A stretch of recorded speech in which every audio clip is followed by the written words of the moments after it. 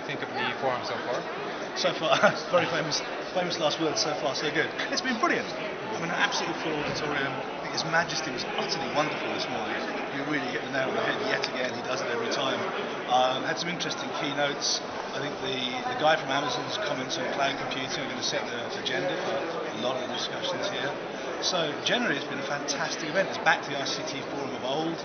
There's a sense of energy here, a sense of dynamic here that I think reflects Jordan's resurgent ICT sector. It's good to see. What was the most remarkable moment, in your opinion, for the past couple of hours?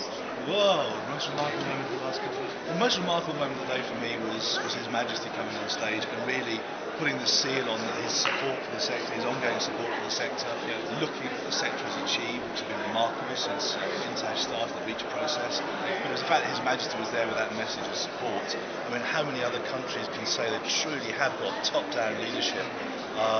Marwan and Ayman, that public-private sector partnership, which has always been a part of Jordan's ICT sector, but now is just such a clear signal. And the one thing His Majesty didn't do, which I expected him to do, was say, and get on with it. Yeah. But I'm sure he'll do that in the future. He will. How do you see ICT in the MENA region in the coming 5 years? Like if you do some type of forecasting? It's going to be explosive. I mean, social media is going to be explosive. Social media is going to have far-ranging effects that people aren't even thinking about now. If I were a telephone company right now, I would be scared of social media, and they are, because they're going to turn into dumb pipes. They're going to be makers of tarmac road that we drive the cars along. I think it's going to have a transformative effect on the way that companies deal with people, the way that people deal with companies. It's going to have a transformative effect on governance and education. So I think social media is pretty cool. Part of that is cloud computing is going to be cool. And one of the things that I feel personally is a huge potential development is that with cloud computing there's no intellectual property theft. You can be an Arab developer and develop software and not have it stolen.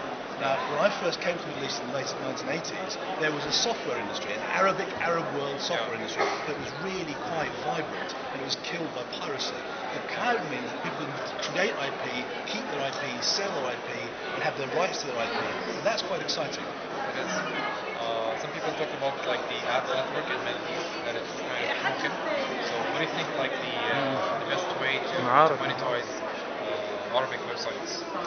Yeah, there's that whole issue of advertising and reaching customers, and that's part of the model that's changing. In the old days, companies used to very simple. Companies used to purchase a megaphone and just scream at consumers. The problem is that now somebody twisted the wrist. Now the consumer is able to scream at companies, and consumer power and consumer debate over social media platforms is very, very powerful today. And that means that you no longer just get the automatic right to shout at consumers. As an organisation, it's not so much about advertising, it's about finding new ways of reaching your direct audience, engaging people, having something to say, structurally, organisationally, closing the loop, making sure that when you say that your mission is great customer service, you deliver great customer service. There's going to be some challenges for the Middle East, challenges in transparency, in governance, in the way that companies work, and we're going to see some transformation as a result of that. And it's going to be slow in some areas and faster than others, but I think 5 years could and should be transformational for the region.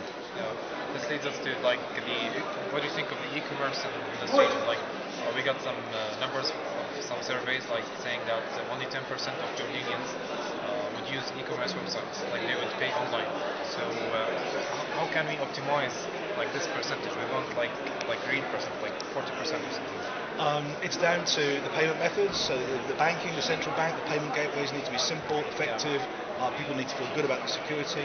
There needs to be simple payment methods in people's hands that they can use, that they can afford. The companies need to be offering the goods and services online, so people go online. We all follow content, so we're not going to shop online unless there are shops online we want to shop at. And so, what you see in the UAE, 44% of online people in the UAE do e-commerce transactions. They buy at least once a month. It was about 37% in the Gulf and less in the MENA. So we are seeing that being led by the expatriate-driven, more wealthy audiences of the GCC. But it will come. But organisations, particularly in the Levant and Jordan, Lebanon, and to a certain degree Egypt, do need to work out ways. And I think banks are a huge part of this in making that easier for people to do. And then us, the digital people, need to put stuff online that people actually want to transact with, find simpler to get hold of, and easier to use, and more cost-effective. So we need some Amazons around here. Great. So I hope you enjoy the rest of MENA ICT Forum. Certainly, thank you so much. No worries. Thank you. Thank you.